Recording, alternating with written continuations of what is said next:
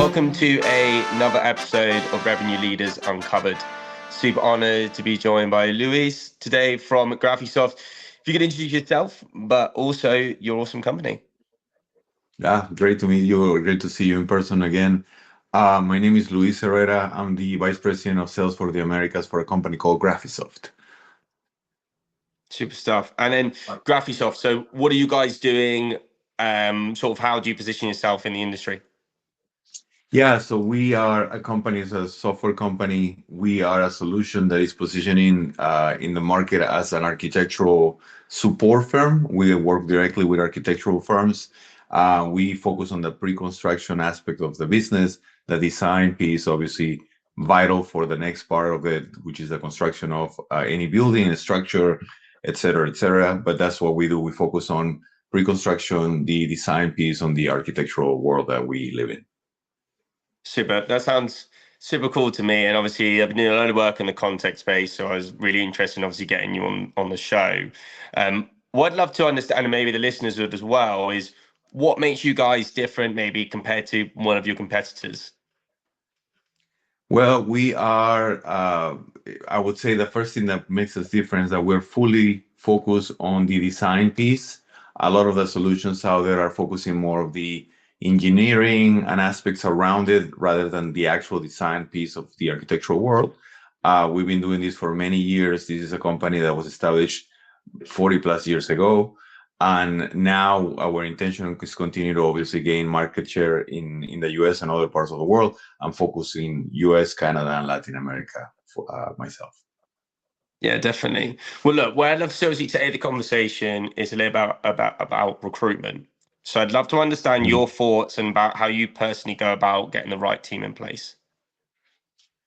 Well, recruitment is obviously, as you know, a very important piece of what we do. We obviously have to be very vocal about, first of all, constant activity when it comes down to how to position ourselves in the market.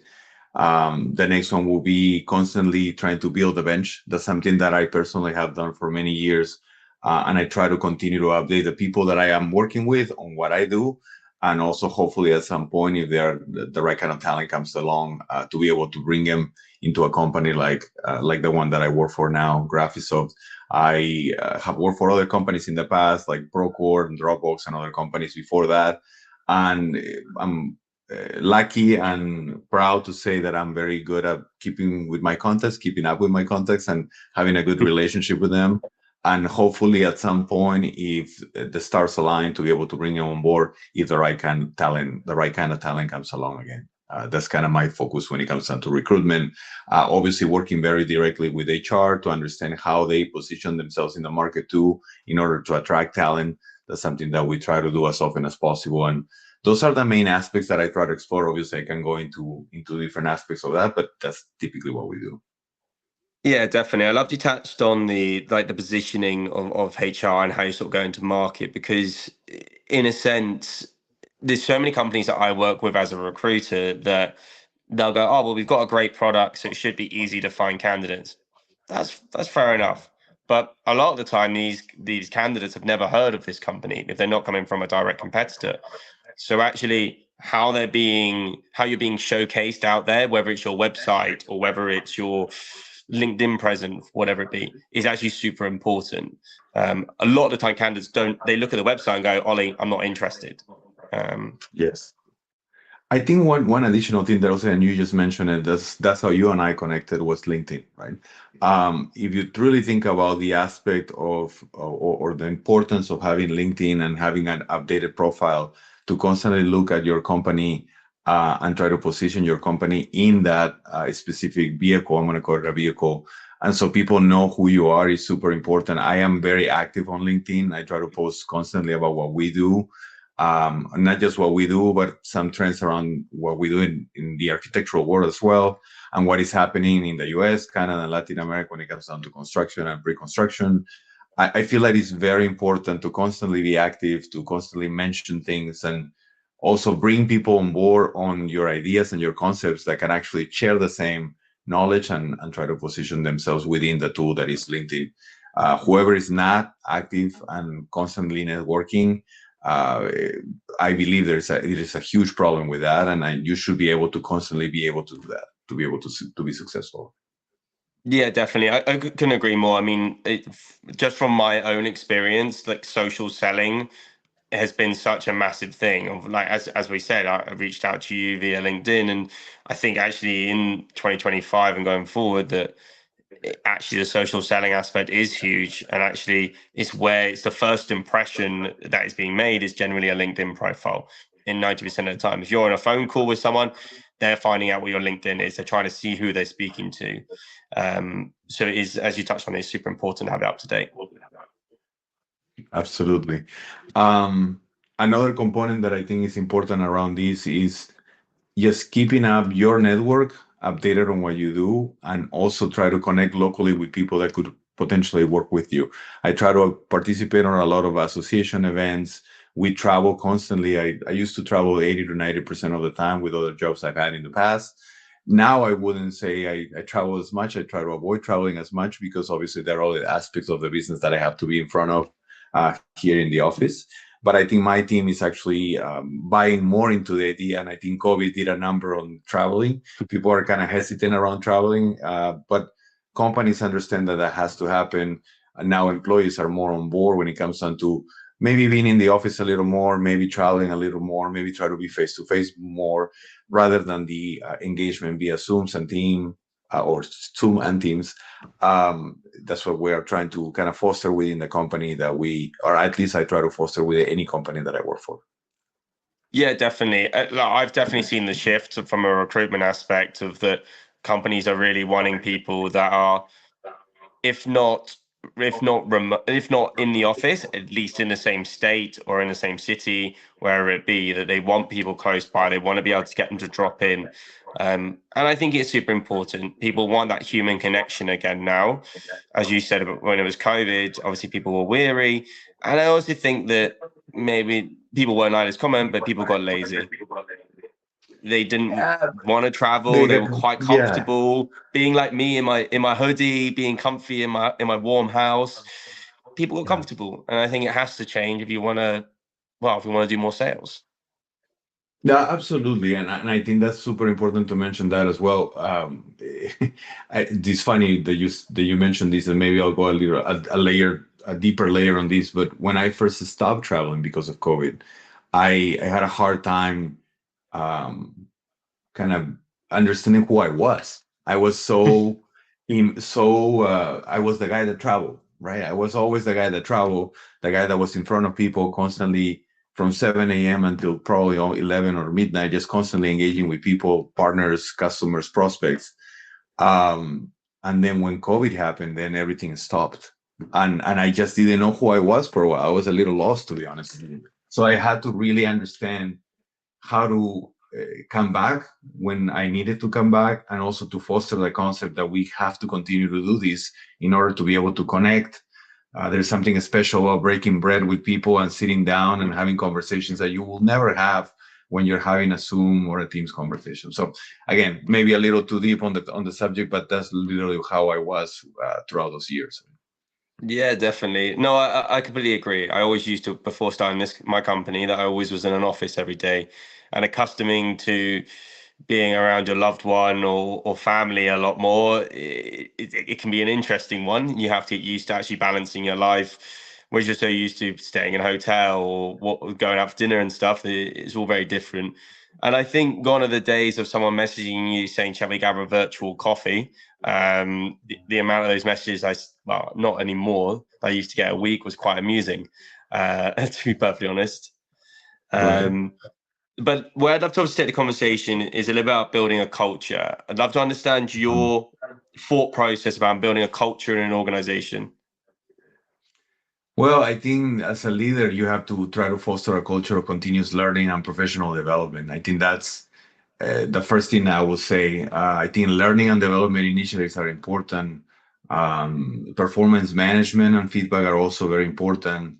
As I mentioned, industry insights and in networking, to be able to continue to connect with people and try to explain to them what we do is also vital.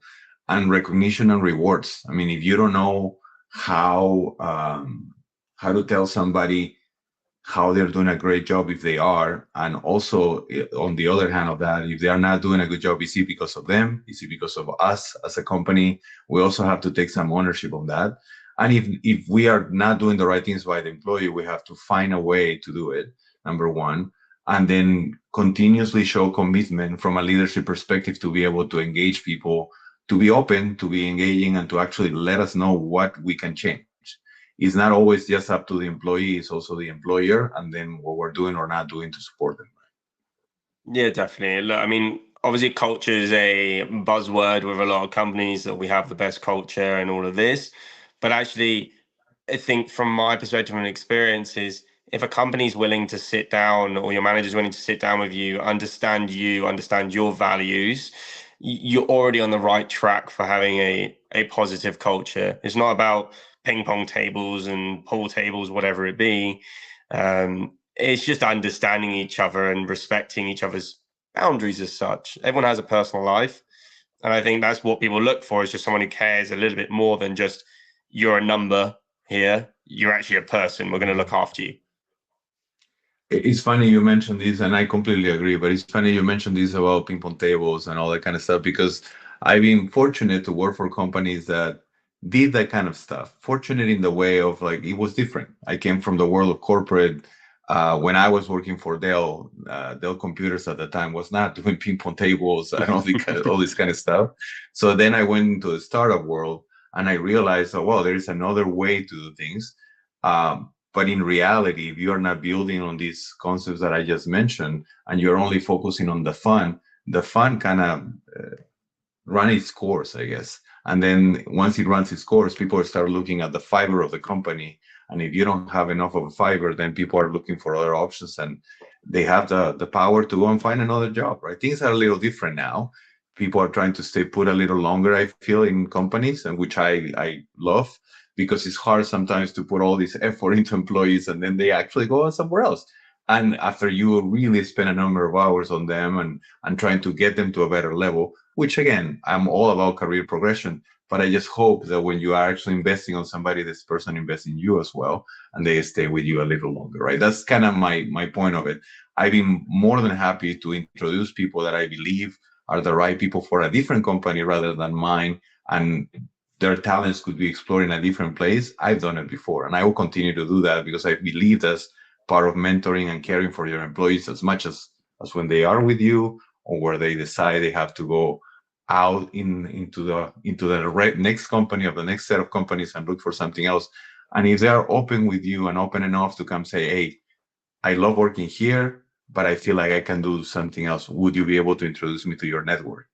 And yes, absolutely. And I've done that many times, and I will continue to foster that type of approach. Definitely. I think as any spoken like any true leader, that you have to look at you've developed them, you're going to grow them. You're still going to be proud that you played a part in their role. If you don't have that, then I will question why you're a leader. You want to see people grow and expand. One day you want one of your account executives to be a big CRO for a big company who's making a lot of money. If you don't want that, Yes. there's something wrong with you as a leader, personally. I Um, I completely agree. I completely agree with you. And the thing to remember though is when you get into leadership, why do you get into leadership? So many people I feel do it for the wrong reasons. And if money is the only decision that, or the only aspect that makes you feel that that's the decision you want to make, is a problem. If power is the only decision that makes you feel that that's why you want to do it, is another problem. um, I think it has to be a component of stability. Try to bring a stability, try to get the message from your upper management and try to pass the message down, and obviously filter it in a way that is going to be productive. Because sometimes the message from up above, I call it the Mount Olympus, can be tricky, right? Can be tricky. Sometimes it's um, a little too harsh in some ways, I feel. And sometimes it's up to you as the leader that is right in between both to manage up and to manage down, to be able to express the message the right way for your audience to be productive rather than be concerned or rather than be negatively impacted by the comments you make. So I think that's the part of leadership that is, to me, extremely valuable. If you are able to do that, to obviously convey the message that you're supposed to, filter it and actually give it to your people in the way that they're gonna be able to receive it and be efficient, that is a true leader. And if you are obviously within this realm of conversations with your people, identify opportunities for them to grow, that's also a huge piece of your role as a leader, to be able to see that value. If I can be applied to your company, yes. And if they ask you to be a supportive entity and apply these type of network connections to what they're trying to do, also do it. So that's kind of how I've always approached it. To be completely honest with you, it's worked out well for me. I met a lot of interesting people that I'm still connected with, and that I continue to value as people, professionals, and humans. Yeah, definitely. You know, when you were talking there, you were making me think of a story from when I first started in recruitment sales. Um, I was the career progression was to get to the next stage, you had to become a leader. That was how you made more money as a base salary. There wasn't okay that I can just be upped because I'm performing well. It was all commission based. So I was always pushing to be a leader. And one of my managers turned around to me and he went, Ollie, I can't make you a leader. Just consciously, I cannot. All you care about is money. And I was like, whoa, whoa, whoa, whoa, no, I don't. I want to help people grow. And he's like, no, you just want the next job so you can make more money. And because your team will make you money because you get a percentage of whatever they build. And I was like, well, Mhm. obviously, that's a big factor. But it was probably, and he delayed me being a leader probably by a year longer than I wanted. But Interesting. probably the best decision that he ever made. And I learned so Mhm. much from it because I was only like 22, 23 at the time. And Right. I was young. I just wanted to go buy nice cars, have a nice apartment. Right. But then my mindset over that year, I was trained and it changed. And I was coaching and buddying with people, whatever it be. Um, Yeah. so yeah, it's there are the right times, and your mentality does have to be you're going to have to sacrifice a little bit of revenue for yourself to help grow other people. Your time is going to be their time. Um, and at the time, I wasn't willing to give that up. And so I'm glad that I didn't go down that route because I probably would have messed up quite quickly. But that's the beauty of it, right? So you were 22, you said, right? Yeah, So 22, you were 23. very young. But if you think about it, like, that's the beauty of this. It's so amazing because it only takes one experience where you actually change somebody's life to know the right reasons why you want to jump on leadership. And you don't have to be a leader to do that. And I was in the same boat. And trust me, money is nice to have revenue. Obviously, that's what we do. We chase revenue, right? But to have money is amazing. But it's not specifically until you run into a situation where you change somebody's life and you're like, maybe that's why I want to be a manager. To be honest with you, when I was younger, I didn't know if I wanted to be a leader. I didn't know if I wanted to be a manager or a director or a VP. And the reason why is because I was doing very well as an individual contributor. I've always done well as an individual contributor. And my wife, being the great and super smart person she is, told me at some point you're going to tell me you're done with this, and then you are actually willing to help other people get to what you have gotten or get to where you are. And that's when you know you're ready. Your 20s are pretty confusing. And my 20s were very confusing because you're supposed to make more money, right? You go from this point to this point to this point to this point. And if you're not progressing, it's like, wow, this guy is still doing the same thing. Right? That's how people start perceiving you, even though you might be busting your you know what every single day. So the 20s are for hustle. The 30s are for you to understand a little more who you are. The 40s are for you not to care what other people say to a healthy extent, and to do what you're supposed to do from a personal standpoint, a leader perspective, if you're a leader at the time, and try to help and influence other people positively in their lives in the future. I truly have taken that path, and I hope I can continue taking that path. But it's like I said, it doesn't necessarily need to be when you are a leader. You can do it from an individual contributor to an individual contributor, from peer to peer. And once you start seeing that, then you crave it. And that's as powerful as wanting money, in my opinion. Once you start seeing that you can actually change and influence people's lives in a positive way, I think to me that's what is actually driven me to be manager, senior manager, director, senior director, VP. And if everything continues to go well in my career, and I hope it does, of course, because I have a family, I want them to go to college, I want them to have all the things they want to have, in a responsible manner, of course. But it's an interesting path that you take. But again, it takes one instance or one experience or one interaction to know why you want to do it or not. Yeah, definitely. And do you know what? And I think I completely agree with you regarding the 20s and 30s because, well, I'm 27 now. Um, and the everyone goes to me, Ollie, like you're in a situation where you should grow, you should scale your company, hire people. But actually, I've flipped. My last role, when I worked for someone, I was a manager, I was leading teams, and it was great. But now I've got this company that I can see my mindset's changed again of that I just want to do deals, I want to make money. And I've always said to everyone, I said, when I'm 30, I'll grow the company. I'll scale it. That will be my thought process. By that time, might be married, might be looking at kids, and then that would make sense for me. But whereas now, I get told this weekly, hire people, grow, scale this, where's going to be like the best for your company. No, I've got 2, 3 years of just trying to graft out, burn myself, work till 2, 3 a.m. every night and make as much money as possible. And that I stick to those guns and people don't agree with it, but I know that that's the right thing because my mindset, if I hire someone now, I could potentially ruin their life by hiring them. They're not doing well, not giving them much support, much growth. I'm not there for that yet. I need to be more experienced and more level-headed myself because I still get, if a deal just falls through, I still have a tantrum. I'm still young and still, yeah, it's definitely a mindset thing with being a leader. And I think maturity does bring that. I think age will bring it Of and course. different parts Of of your course, life. and good on you for recognizing that, right? Good on you for realizing Mm. that maybe what you're trying to do right now and your journey and what you want to do is the right thing to do. I mean, there are going to be a lot of people giving you unsolicited advice and comments all the time, and it's up to us to really filter that.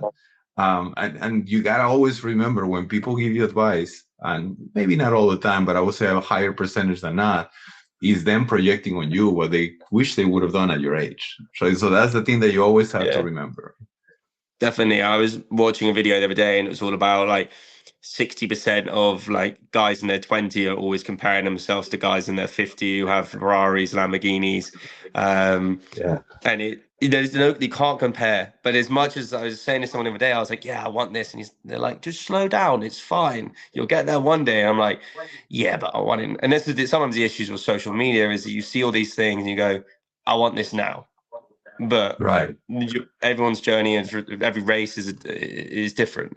Um, Instant the instant gratification piece of it has been accentuated by social media because you see now influencers and people that are making a lot of money at a very young age, right?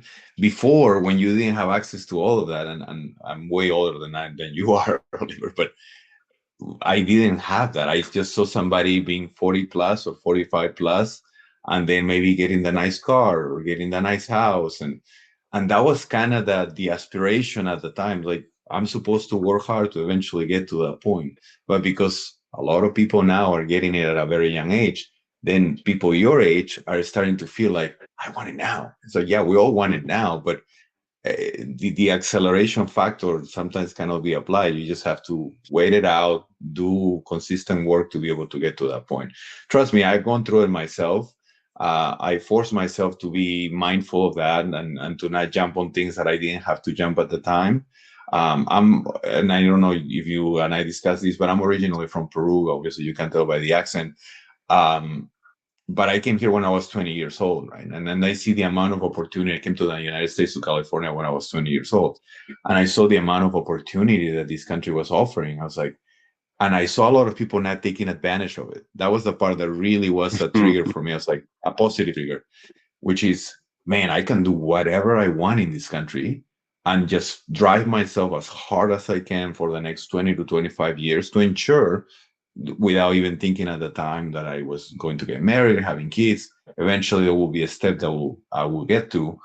But for me, it was drive, drive, drive, drive, drive for 20 years. Definitely, I think it's I the best eventually, way. so Yeah, But I mean, I also believe that, but not many people are willing to do it. A lot of people are willing to say they're going to do it, but when they know what you're doing, that it has to be from 7 a.m. until 2 in the morning, working all the time. The weekends are not the weekends. Vacations are not vacations. Vacations tend to be trips to work from one place and working to the next place. And those are the things that are really hard. And I'm not saying that this is a healthy thing. I have my struggles with work-life balance, but I also realize at the same time, it's like my life is very atypical, so I have to have atypical ways to approach it. So I just do what I can on the times that I can. I try to carve time for me when I have to go and exercise and do something with my family and travel when I can. But I also am very fortunate that the people that are around me understand that what I do is not the norm, it's not typical. So you have to find a way, again, atypical approaches to be able to get it done. definitely, we'll obviously touch later on the work-life balance, but it is a sense of you have to just integrate everything and work it around. I think if you've got a good close-knit support network around you that understand and they are willing Mhm. to work with you to make time and find time, because at the end of the day, we all need jobs, we all have bills we have to pay.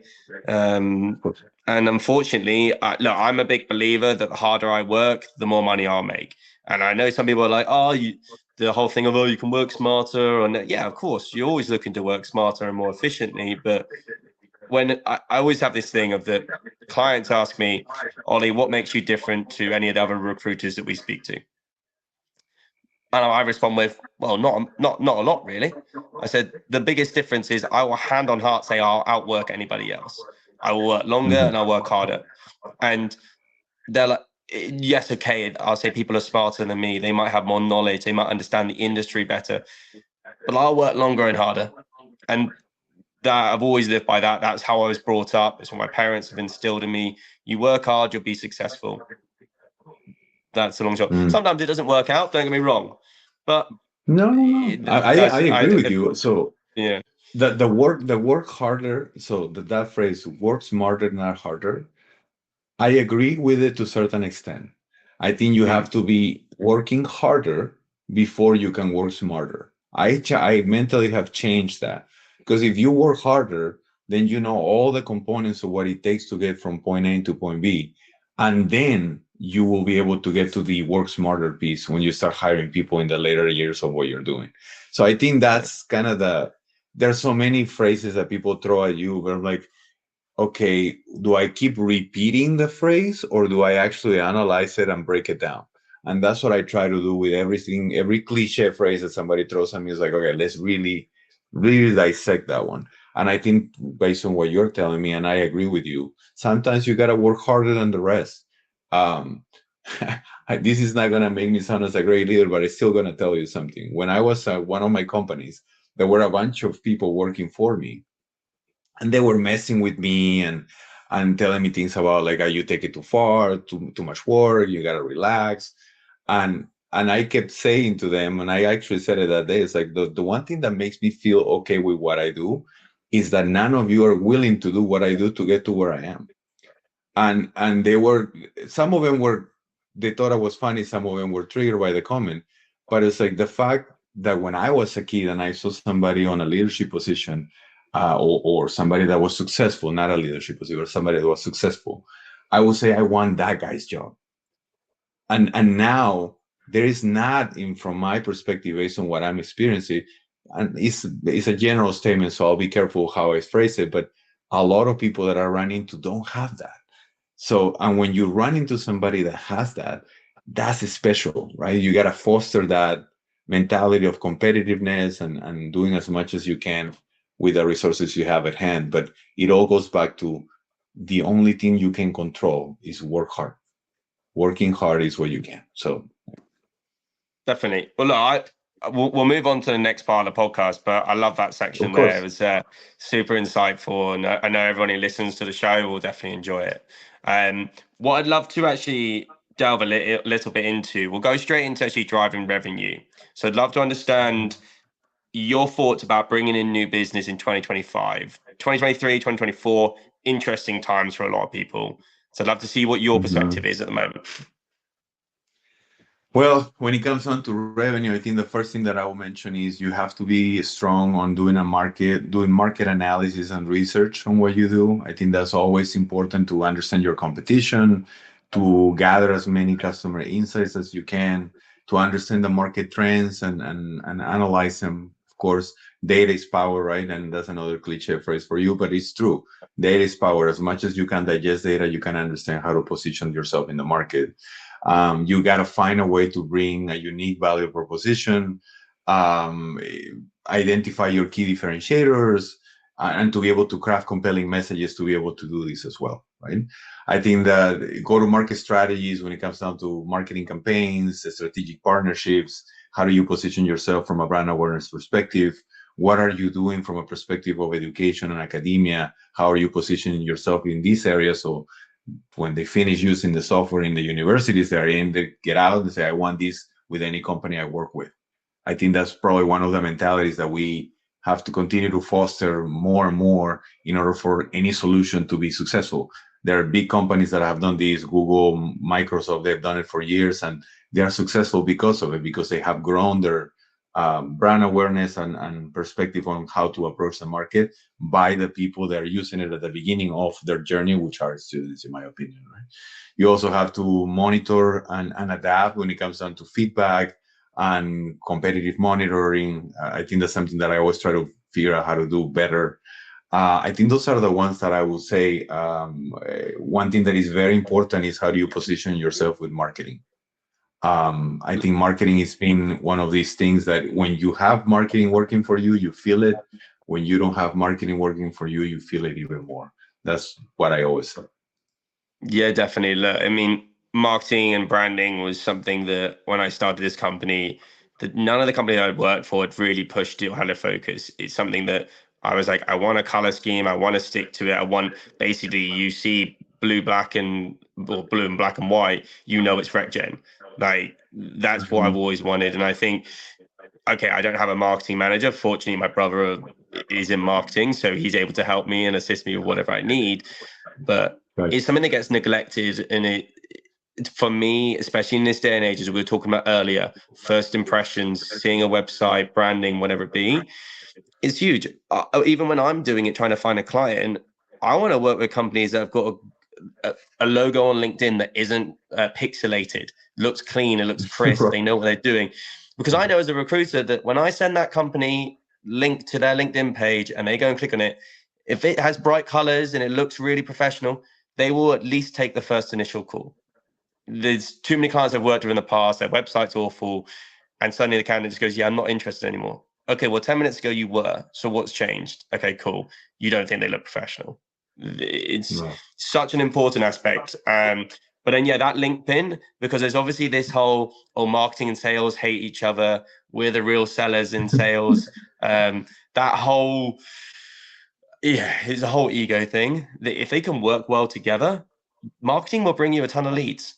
That's free business. Yes. I mean, why would anyone complain about that? Okay, maybe the quality they might think is rubbish, but that's down to the hiring team getting a good marketing team. That's the long and short of it. I agree with you, and I've been part of organizations where marketing and sales were very connected. I've been part of organizations where there were silos for both.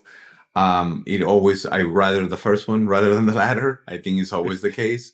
But it's interesting because the only way that this is going to work, and I'm not groundbreaking anything here, but the only way this is going to work if it's both are connected, but also if they are both measured where like the results of one impact the other one and vice versa. I think sometimes we just focus ourselves in one aspect. Sales is sales. You have deals or you don't close deals. Those are your ways to measure it. Marketing is obviously MQLs and the desire to put MQLs in front of people and to be able to create opportunities and hopefully close them. That's what their job is and what they want to do because it's a function that serves sales. However, if they are not, there's not a component that really ties them together, that's where things can get tricky. And I've always said that would be one of the ways that I would change maybe that potential process, which is how do you connect both in a way that the responsibility of one and the other is contingent upon the results of the one and the other. So it's just things to do differently. Hopefully we could, but in the end, they both have to be aligned. They both have to be connected. And the brand awareness messaging has to be fine-tuned in the way that we know what marketing is saying and we know what sales is saying every week, and the messaging is consistent. Definitely, I couldn't agree more. Where I'd love to sort of take the conversation is a little bit about identifying future leaders. So I'd love to know Mm-hmm. what characteristics you think are important to be a good leader. I know we touched a little bit on it earlier, but I'd love to delve a bit into it. Mm-hmm.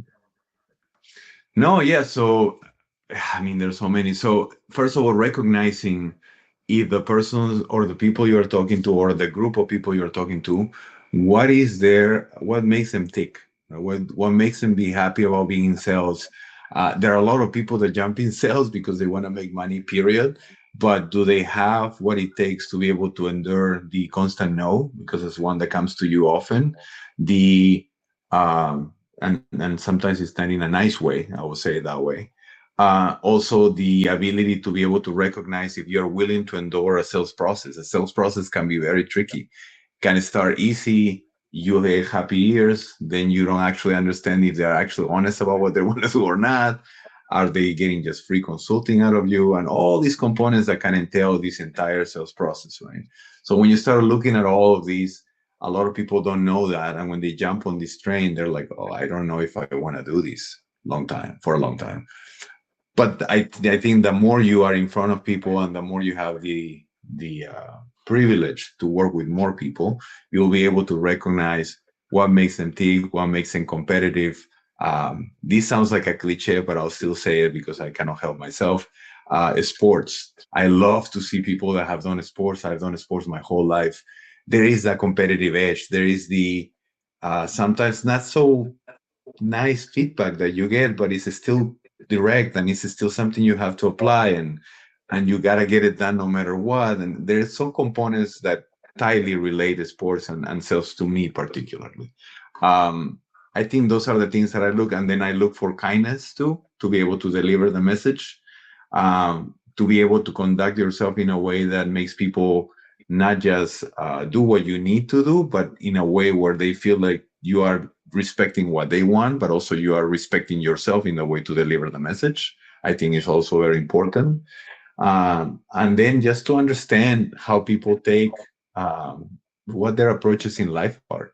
I've been very fortunate to see people throughout my time that needed just a little tweaking when it comes down to their processes, but the personal aspect of it, they have it. They will always have it, but they never got an opportunity to experience somebody actually trying to work with them and to hopefully at some point help them in a way that could potentially help them become leaders. So I think those are some of the things that I look for. But again, it's also important to look for your strategies within your HR department when you do recruitment to go and find people that align to what you want, because obviously there are not enough hours in the day to do all of these things.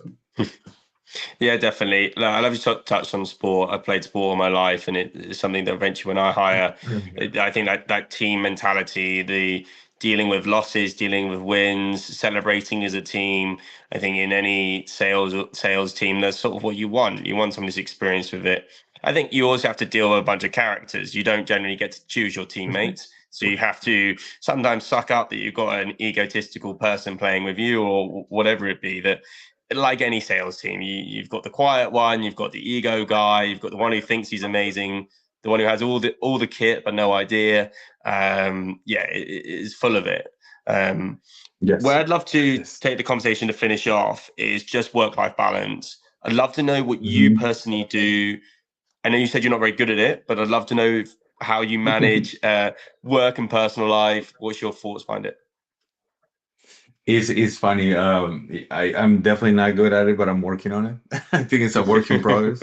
But I would say that I always try to prioritize and work on time management. Those are things that I try to do to set up some boundaries, especially when you are outside of the office and you need to spend time with your family, because that's going back to team mentality. That's my team, right? And my people that I work with constantly, because I want to have the opportunity to be present, and that's sometimes what you have to do to be able to just establish that connection with your family. You got to set some boundaries.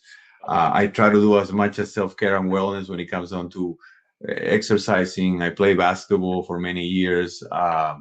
I try to play tennis a little bit, maybe a little bit of pickleball. That's a very popular thing in the US now. People that play tennis, sorry, when you see this, you're probably not going to be happy. But to be honest with you, I played tennis for many years, and my knees cannot take it anymore. So pickleball was the perfect transition for me.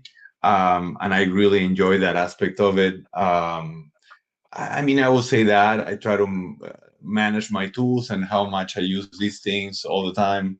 I'm very connected to my phone. I don't have an Apple Watch, but if I could, probably I will. These are the things that I typically do, but I try to limit my technology intake, if you put it. And obviously, having a support system at home that allows you to do what you are supposed to do. Like I said, I am very fortunate that I can travel as much as I have to and do what I do. And when I have to actually be in different places, sometimes with family, there is an understanding that because of the activities that we're involved in, then you have to just take care of business, right? So I think I gotta be better about it, but to completely separate one and the other now, I think is very difficult, especially how connected we are as a society with the devices and technology. But we gotta try, right? We gotta make an effort. Definitely, I couldn't agree more. It is something that I've had to learn to do. I think for me, it was more when I remember when I first started my company back last January, that I just didn't do anything, didn't go to the gym, was just working, working, working. Got to the end of that month, and I was ill for about 2 weeks. There's a trend here, me being ill. But just learning to manage my time, not overworking, giving myself that freedom to do things was so important, especially for like my mental health and everything like that. I think we neglect it so much because we're probably quite similar, that we find work very important. We probably enjoy what we do as well, which is then it's hard when you enjoy working. You're quite happy to do it all the time or put your full attention into it, but family, whatever it comes should also have a say or the part of it. Yes. But yeah. Yes, I agree. Well, look, And you feel like you take care of people when you do this, right? You take care of your team, and we're caretakers in some way when we take care of our team, and it's the yeah, same thing for your family. So it's about taking care of people. 100%. Well, look, I can't thank you enough for your time. It's been super awesome. Been chatting with you. So much insight there, which is awesome, and I can't wait to get this launched hopefully next week as well.